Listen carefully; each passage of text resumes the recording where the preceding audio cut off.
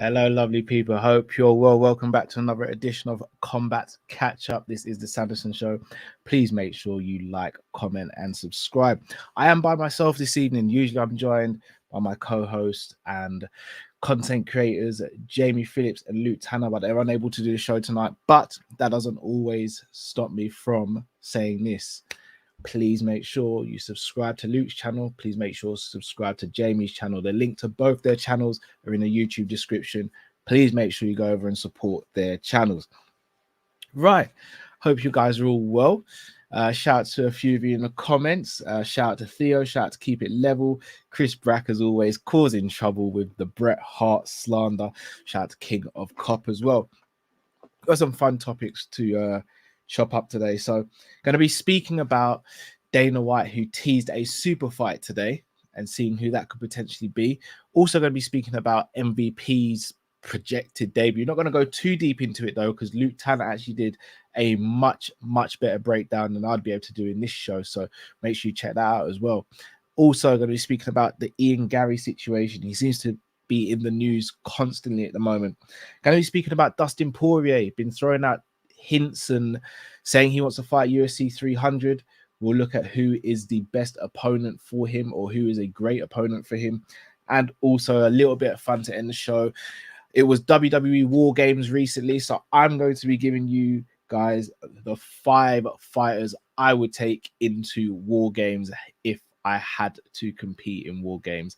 I would love to hear what you guys say. But one thing I will ask, no spoilers. I still haven't watched all of War Games, so please no spoilers. In fact, I've watched, I think, 3 matches. So yeah, no spoilers at all, please, guys. No spoilers. So going to start with Dana White breaking some news. So I'm just going to play a clip and then I'll get into it. So have a watch and let me know what you think. Are there any other like super fights that you could see happening over the next like 2 years or year? There is. We're talking about one right now, actually, that just popped up a few days ago. So I can't talk about it, but till we get a. Is it involved McGregor at all? Well, every fight that you would consider a super fight would involve McGregor, but this one isn't. No. Damn. All right. So one thing we do know, it's not going to involve Conor McGregor. Shout out to Sapan, who says, do I watch WWE fully or only the events? I'll be honest, it's only the events. And I've got a shout out, he's in the chat. I've got a shout out to Chris Brack. I've got a shout out to Jamie and Luke as well as my other friend Chris, who is not actually watching this show. They keep me up to date. Actually, also my friend Junior and Miles, they actually keep me up to date with wrestling stuff because I'll be honest, I barely watch it now apart from the events. But yeah, so shout out to you guys for actually keeping me in the loop. But no, it's just the events I do, to be honest. Jamie, Chris, Luke, they're more of the WWE guys. So if you want the real nitty gritty and you want expertise on that, then go to those guys. Shout out to Luke in the comments. Never need to apologize, bro.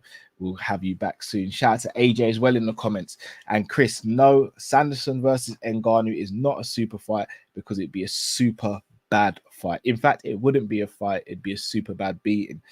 So, going to start with what Dana White just said. So, no Conor McGregor, but he's working on a super fight.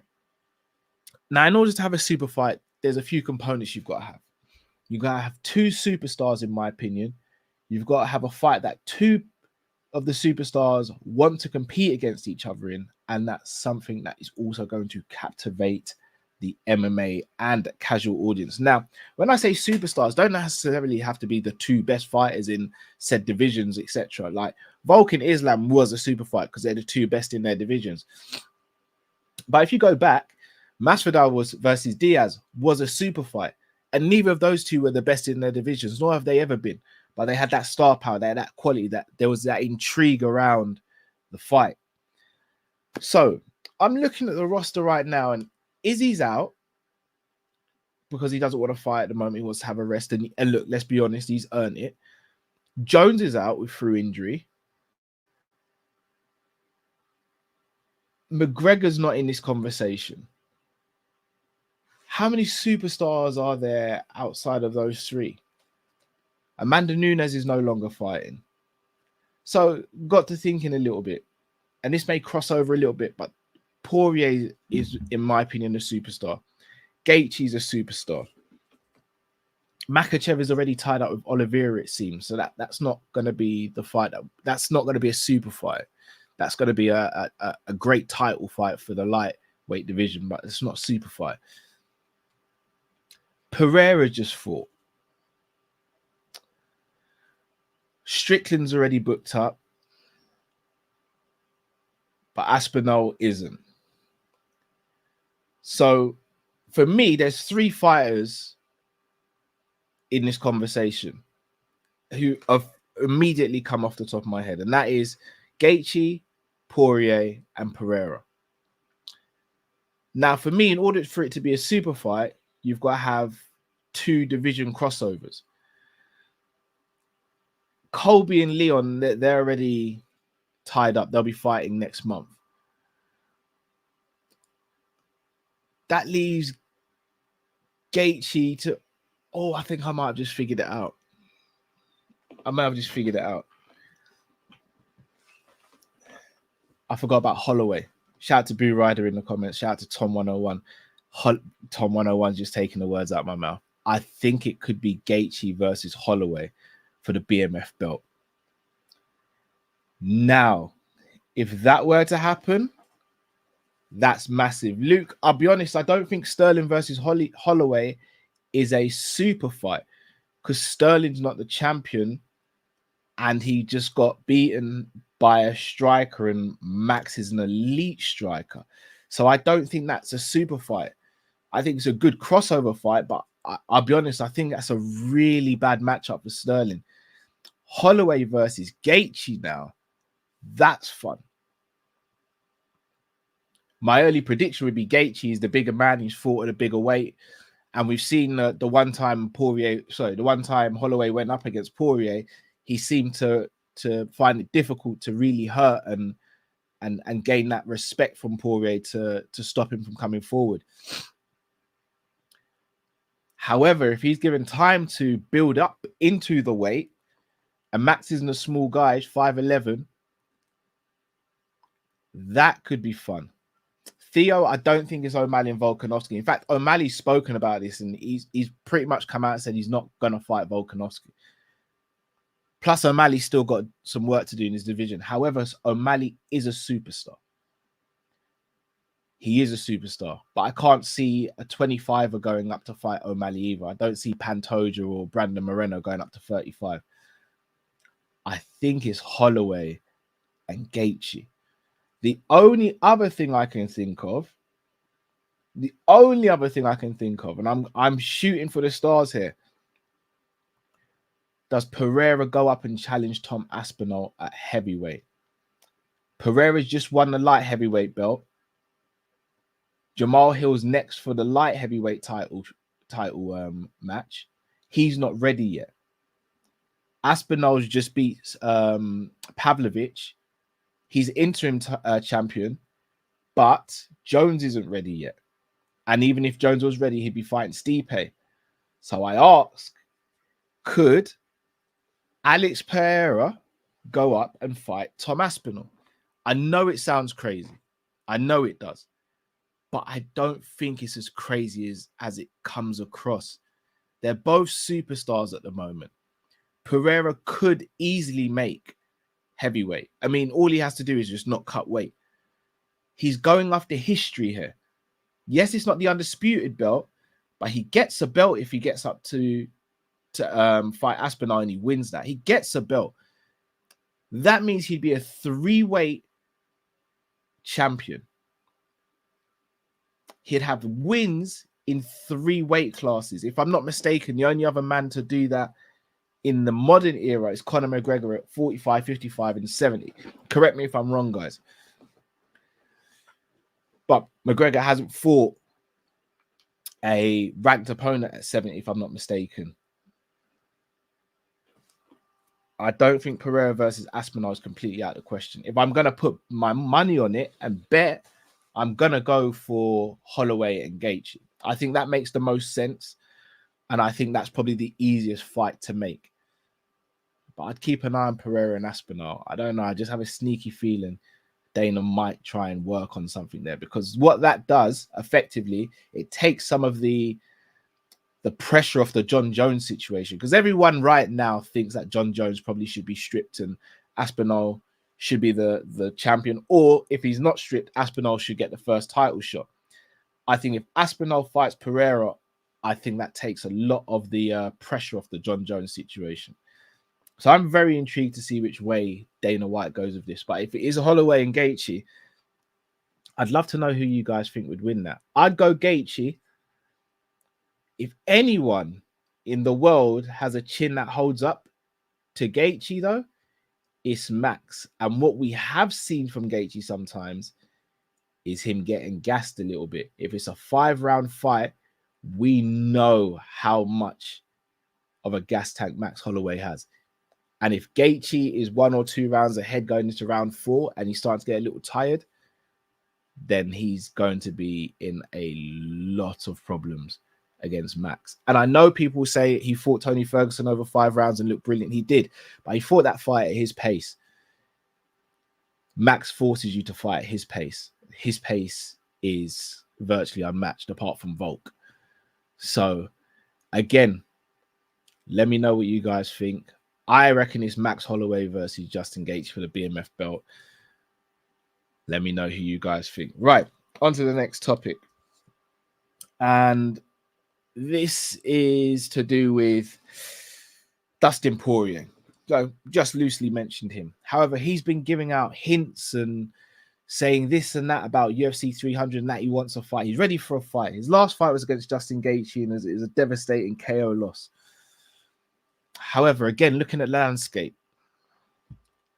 he's not going to have the Conor fight. He's fought Chandler. He's just lost to Gaethje. So those 3 are straight out of the equation. Islam's fighting Makhachev. That would be the day. Islam's fighting Charles Oliveira. So that's 5 people who you'd say he could fight instantly wiped out the conversation. I don't think he fights Holloway again for the pure fact that he's fought Holloway twice. He's beaten him twice. For me, there's nothing to prove there. And both times, I don't think it was debatable. Second fight was a close fight, but I think he won that 3 rounds to 2 comfortably. First fight, he stopped him through submission. So I don't think there's a point to be made to be fighting Holloway. What I will say, though, is Dustin's been very measured in his approach, and he's almost seemed like he's unwilling to fight anyone outside the top 5. And I get it. It's very hard to build yourself up in the lightweight division. So if you're there, you don't really want to give away much. However, in this game, you're only as good as your last fight. And unfortunately for Dustin, his last fight was a KO loss. Now, that being said, Dariush is fighting this weekend against Sarukian. So again, for me, unless one of those fighters comes through and they're not hurt, they may be able to turn around for April. It's possible, but it's asking a lot. Fiziev is out injured with an ACL injury. Hooker's got a broken arm. He's fought Bobby Green already. I don't think the Sanyos excites him. So I've got a new name. And if I'm not mistaken, he trains with Gamrot as well. I've got a new name. Benoit Saint-Denis. The Frenchman is really making waves, and his last victory against Favola was just sensational. Head kick finish. Now, the first thing I look at when I look at that is he's ranked 11th. Poirier's ranked number 3. However, we need to see a bit of movement. And Gaethje did it with Fiziev. He actually gave him a chance. He put his ranking on the line and said, look, I believe in myself. I'm going to do it. Now, I know Poirier wants the money fights. I get it. And he deserves it. If anyone deserves the money fights, it's Dustin Poirier. It absolutely is. However, there's got to be a time where you look at who you fought, you look at who's tied up in the division, and you go, right, if I'm not fighting, I'm effectively holding this position, but I want to fight. And surely, even though Benoit Saint-Denis hasn't got the name value, yes, it's a massive risk for Poirier. but surely he looks at his fight style and goes, that's exciting. We often talk about Poirier saying he wants to take fights where he's a little bit scared of the opponent, or he's a little bit nervous, because that's what gets him out of bed. That's what gets him training hard. That's what gets him motivated. I mean, Saint Denis, he brings all of those with him. Again, doesn't have the name value. But I'd argue at this point in Dustin Poirier's career, I don't think he needs a big name opponent to generate big money. His next fight, if it's at UFC 300, isn't going to be the main event. So I believe Dustin Poirier will still get a very good payday from it. It's just whether or not he wants to put his ranking on the line and risk it. And I think he should. I think he should. Against Benoit Saint Denis, I think that would be a fantastic fight. And I think you have to look at someone like Saint Denis because of the rest of the division. The rest of the division is pretty much tied up. I don't think Dos Anjos it gets him excited for a fight. I don't. And there's only one ranking between the two. Moicano, again, I think Moicano's fighting very soon as well. Unless he's going to go up to 70. But even if you look at the 70-pound division, he's not going to fight Usman. That's a terrible fight for him. Bilal Muhammad's going to sit around and wait for a title shot. Unless they can convince Bilal Muhammad to take that fight. I mean, Poirier gets that fight. That makes a bit more sense. Because Poirier can say, right, if I go up and beat Bilal Muhammad, I automatically get the next title shot at 70. But outside of Muhammad, who maybe Poirier will see as one of the most beatable fighters, Shavkat's a bad match. I think him and Gilbert are quite good friends, so I don't think they would fight. Plus, I don't think beating Gilbert gets him a title shot, and neither do the rest of the guys at 70. So for me personally, I think Poirier should fight Benoit Saint Denis. That's just my humble opinion. Happy to have my mind changed, happy for people to debate it, but as of right now, I can't think of another fight that makes more sense than that for Dustin Poirier. I'd like to see that fight. Wonderboy is fighting Shavkat, Theo. But again, I think Wonderboy is a terrible fight for Dustin. Because again, it's very little reward. I think he's looking for a reward. And again, maybe I'm contradicting myself because against Benoit, there's not going to be much of a reward. But if he puts on a great fight like he did with Hooker and he gets the win, I think everyone starts to clamor again and go, do you know what? Poirier's got to get a title shot. He's got to get a title shot. I just think it has to happen. Something's got to give in that division because it's all very tied up and cumbersome at the moment. Something's got to give in that division, and I think Poirier may have to be the person to do it. It's not necessarily fair on him, but he may have to be the person to do it because at the moment he's almost the odd man out. And to have a UFC 300 card and not have Poirier on it, especially when the other fighters are tied up, would be a bit of a crime, man. If anyone deserves their flowers at this point in their career, it's Dustin. Like, he's put on great fight after great fight after great fight after great fight. If anyone deserves to fight at 300, it's him, man. It's got to be him. But at the same time, he can't be then too picky with his fights, surely. Unless something else comes about. I don't know. Shout out to Daz. Jamie is good. Jamie and I have spoken today. Jamie is good. Just he's not able to do the show today. But Jamie is absolutely fine, guys. Also, will you be doing the boxing on 23rd next month? It's so weird you asked that. I was speaking to my brother about this. It all depends what family plans I've got going on at the time. If I can, I will. I'll say that for now. If I can, I will. Theo, have it on the Toronto card, French speaking. See, no, Theo, I wouldn't, only because I want Poirier at 300. Selfishly, I want him at UFC 300. And I think he wants to be on that card as well. So I get the logic. The logic is absolutely perfect, Theo. And from a business standpoint, makes all the sense in the world. But I also think having him on UFC 300 makes sense as well. Oh, sorry, was it AJ? I mean, AJ. I mean, let me know what you mean, Daz. I'm a little confused. Yeah, a little confused. Right. Then move on to the next topic. And if you haven't already, please do smash the like button. Going to be speaking about a certain Ian Garry. And again, I've got a clip to play for you, which will lead into it quite nicely from Brendan Allen and Mark Raimondi. Excuse he wants. And then like you get things like someone posted a video of Shavkat and Jason wrestling. I was there on that day. I watched it. I was 2 feet from it. One, I feel how I feel about the video, but two, I think he commented somewhere on there. I heard someone say he commented somewhere on there. And it's like, he records everything, right? Like they record everything. But just know there's video, and he knows what name not to say to let it come out of what happened to him. I'm not going to release it, but just know there is someone in that gym that has slept him out. So for him to come in and say, oh, everyone knows how good he is striking and how good he is here and this and that and this and that. Yeah, everyone has their days. Hell, he's probably got the better of me a couple sparring sessions, but there's many sparring sessions I did what I did too.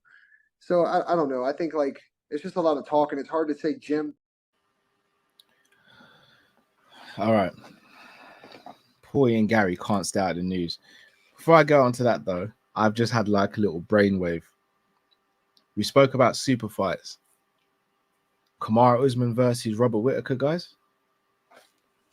Hear me out. Hear me out. Kamaru's not too long fought, but he didn't go for a training camp and he didn't get hurt in the fight, as far as we know. Robert hasn't fought since he fought DDP.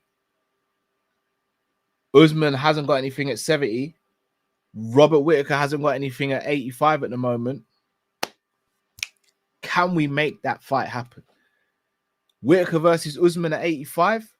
UFC 300? Can we make that happen, people? I think we can. I think for me, that's a super fight. For me personally, that's a super fight. So I'll throw that one out in the atmosphere. You let me know what you think, guys. Boo Rider says, I want to see Hamzat versus Secret Juice Guy. I want to see Paulo Costa fight again. I just don't know when we will. He's starting to develop a bit of a reputation for not turning up to fights, unfortunately. And he's a brilliant fighter on his day.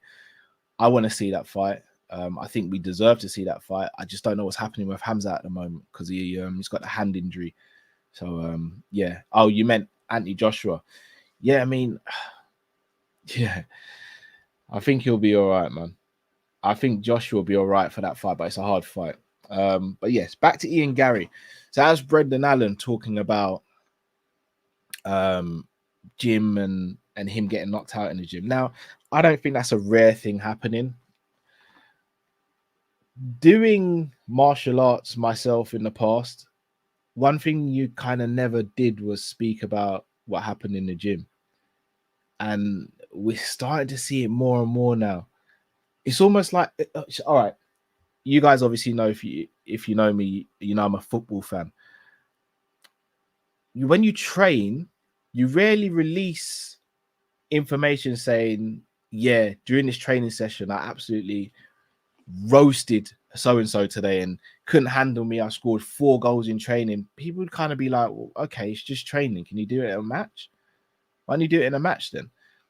I see it the same in MMA training. Like, and again, granted, Brendan Allen's reacting to Ian Garry, but I think this is where Ian Garry's got to be really careful. Look, Ian Garry's almost become the heel when it didn't seem as though he wanted to be the heel. He was almost a tweener.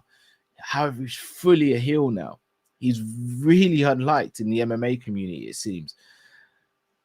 And you had this story come out today about him getting knocked out in the gym. You had the situation with Leon Edwards recently where he's kicked out of the gym and he said that Leon's insecure. Well, I mean, I don't see why Leon would be insecure.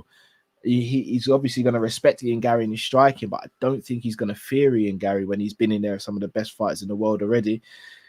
There was a story that came out about him and his wife being in an elevator or near Hamzat Chimaev and his wife trying to egg him on to start a beef with Hamzat Chimaev. I mean, I'll be honest with you, two things there. If I'm out with my wife and she's trying to encourage me to have a fight, we might not be the right people to be with each other, because like the one thing you don't want to see is your other half get beaten up when they don't need to be in a fight. If you're defending yourself or your other half, then fair enough. But to go out and start a fight, and then to start a fight with Khamzat Chimaev without a referee there, without security, I mean, Ian Garry, I don't think that's smoke you want, bro. Like, and I'm glad he didn't take what she was saying and put it into action, because I think it could have been a really bad situation for Ian Garry.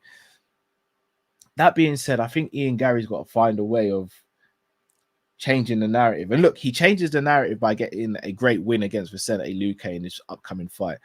But it feels as though he's done the Paddy Pimlet, in a sense of he came into the UFC, he seemed to be loved by everyone, was winning fights. Then he had the situation with Neil Magny. And granted, is like Paddy's was different because, in my opinion, he lost to Jared Gordon and handled that whole week badly. Ian handled the week in the lead up to the fight really badly, but then performed really well. Even though I still believe he should be stopping Neil Magny at this stage of Magny's career, in this stage of his career, he still got a convincing and dominant win. However, since then, Paddy's been quiet. Ian Garry hasn't been, and there's just been story after story after story, and all of them have been negative. Now, Ian Garry's still a human being, and he's pretty young as well. So yes, he may think he's got a mind that's, you know, titanium and nothing can breach it, but he is still a human being. And if he's seeing himself in the news every day pretty much for all the wrong things, I think it's going to start playing with his emotions and playing on his mind. Now, do I think he beats Vicente Luque? I actually do. I think he beats him and I think he stops him. But I think Ian Garry can't fall into the trap of believing the hype before he's achieved it. And I know the first thing people will say is, yeah, but Conor did it. We've got to stop comparing people to Conor. In the same way, you've got to stop comparing people to like Maradona and Messi and Cristiano Ronaldo and Pele. These people are once in a lifetime, and their situations are once in a lifetime. No one will ever be able to replicate what Conor McGregor did. No one will ever be able to replicate that. It's impossible, because you had to be there to experience it. It was impossible to have anyone do it before him, and it's impossible if anyone's going to do it after him. You'll still get megastars, you'll still get superstars, but no one will do it like he did it. He was the first to do it. We hadn't seen anything like it. And if Ian Garry's trying to copy Conor McGregor, then it's never going to work out for him. If he wants to use Conor McGregor as inspiration, by all means, go for it. Fellow Irishman, one of the best to get to the top. But everyone forgets the skills. And like Conor McGregor, if Conor McGregor fought someone the equivalent of Neil Magny in his division, Conor would have stopped him. Like, Conor stopped everyone apart from Max at 45. And that's because he blew out his knee in the second round and then still beat Max in the third round. Everyone, and shout out to Theo, everyone forgets how great of a fighter Conor was. Everyone forgets. And again, you had to have been there to experience it. Conor's like anything we've never seen before. And so was his fighting, and so was his fighting style. Ian Garry, for me, isn't that. Hell of a fighter. Hell of a fighter. Ian Garry's a really good fighter. His striking's crisp. He's aggressive. His distance management, timing. He's got it all from a striking standpoint. Haven't seen his ground game. Can't comment on it. But he's not had to use it so far. So it is what it is. But he can't believe the hype too quickly. And he's got to stop telling all these gym stories.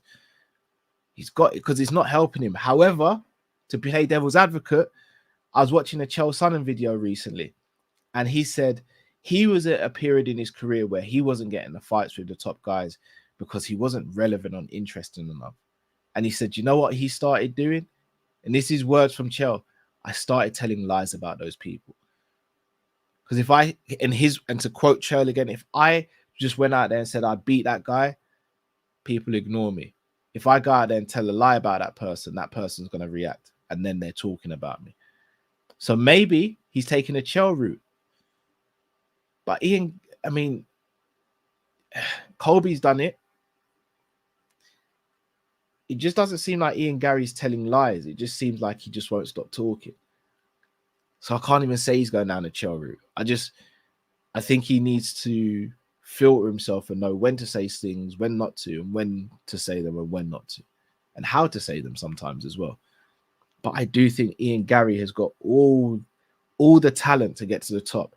Now, granted, he's in a horrible division. But you look at the likes of Usman and Colby, they look like they're moving aside, especially if Colby loses to Edwards. Edwards still at the top, but you look at Shavkat.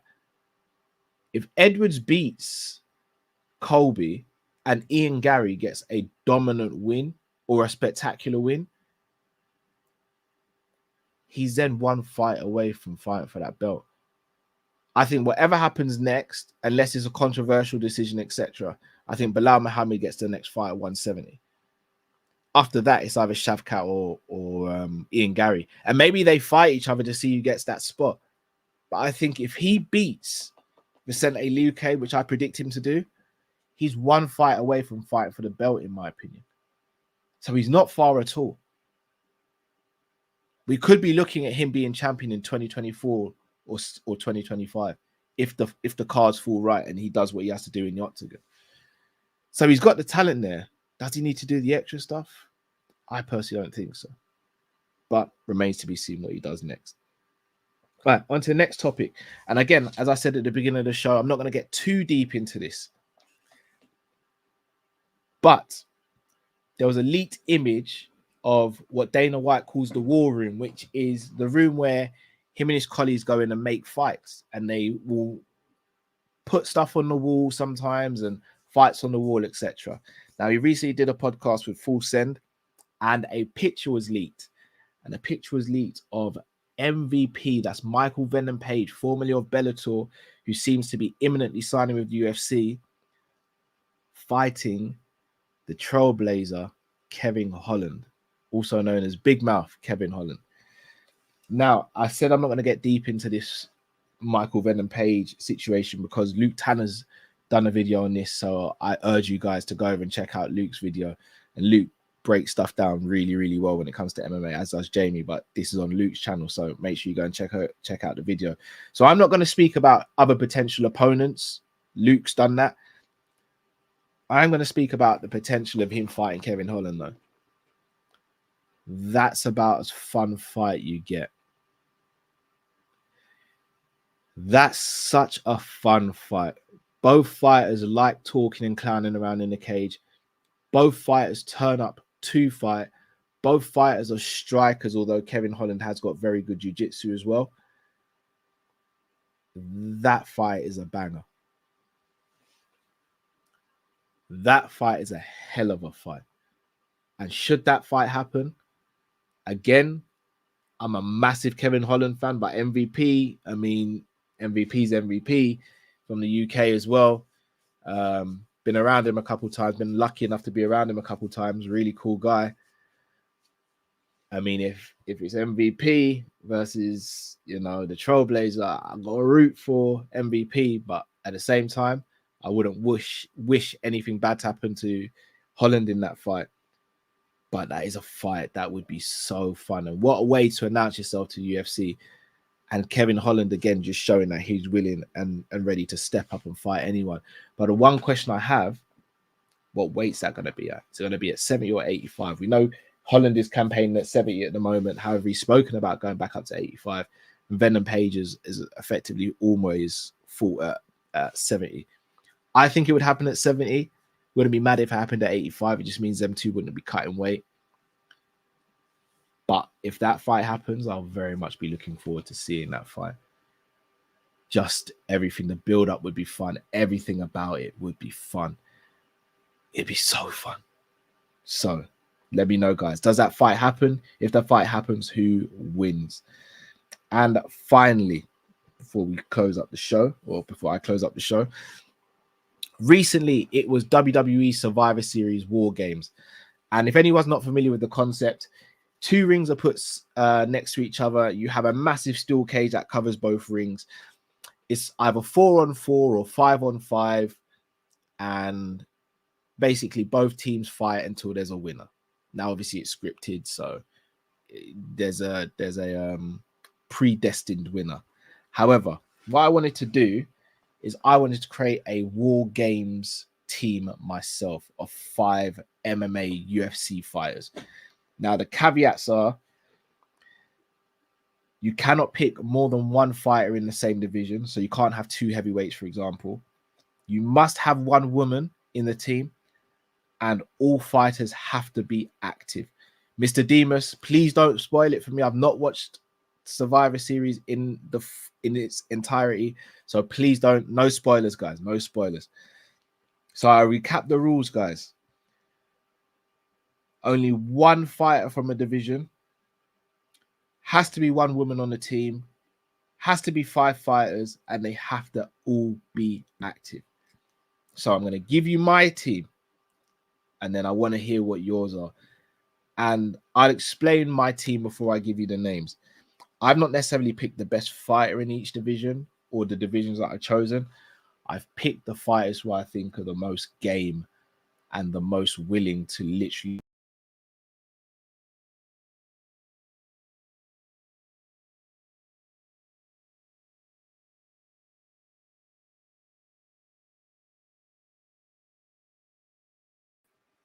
apologies for that little hiccup. I'll just reiterate. I picked the fighters who I believe are the most game, the most likely to leave it all out there should there be a 5-on-5 fight. So I'm not necessarily going with the best fighters, but those who I believe would put up the best fight. So for the woman, I've gone with Shevchenko. Nunes is retired. Tatiana Suarez was someone I thought of. Fiorot, Wei Li was very close, but I think I've got to go with Shevchenko. Grasso was close as well, by the way, but for me, it's Shevchenko. So that's my first pick. Second pick is John Jones. I mean, do I need to say anything more? Light heavyweight GOAT, current heavyweight champion, and a badass human being. Jones will fight to the death. So Jones is in there, and he's my team captain. My next fighter, Alex Pereira. I was very close to picking Yuri, but Pereira's just beaten Yuri. And let's be real, if you're standing across the ring from Alex Pereira, you don't want to be there. It doesn't look like a fun place to be. It doesn't look fun at all, in fact. So I'm going with Alex Pereira. Then I'm going with 2 fighters who we've spoken about in this show, and that is Holloway and Gaethje. Need I say more, guys? Both have put on so many standout performances. Both go out on their shield, and both inflict some of the most damage you've seen from 2 fighters. So I'll just give you my team again. So I've gone Shevchenko, Pereira, Max Holloway, Justin Gaethje, and my team captain, John Bones Jones. So we'd love to hear who your Survivor Series 5 would be. And feel free to drop them in the comments. So what have we got coming up? Shout out to Tom Izzy, shout out to AJ as well. Luke, Jamie, and I think are planning a video this week, which will probably be on Luke's channel. So make sure you check out that. As I said, Luke's channel and Jamie's channels, the links to their channels are in the description of this video. So please go over and subscribe to their channels, guys. I'm on the road to 2,000 subs. I think as I last checked, I was on 1,490. Would love to get out to 1.5 before the end of the week. So if you can do that for me, guys, please do. trying to think. Next live show for me will probably be next Tuesday around about the same time. Big up Imran as well. Special big up Imran. I will probably have a video or two come out before then, though. So make sure you switch on the notification bell if you haven't. And yeah, look out for me on Coppish. Look out for Jamie on Jamie Phillips Football Chats. Look out for Luke on Luke Tanner as well. People, thank you so much for joining this show. If you haven't already, please do smash that like button. Please tell your friends and family members about this channel as well, especially if they're MMA and combat fans. And until we see you next time, stay safe. Thank you for watching. Take care.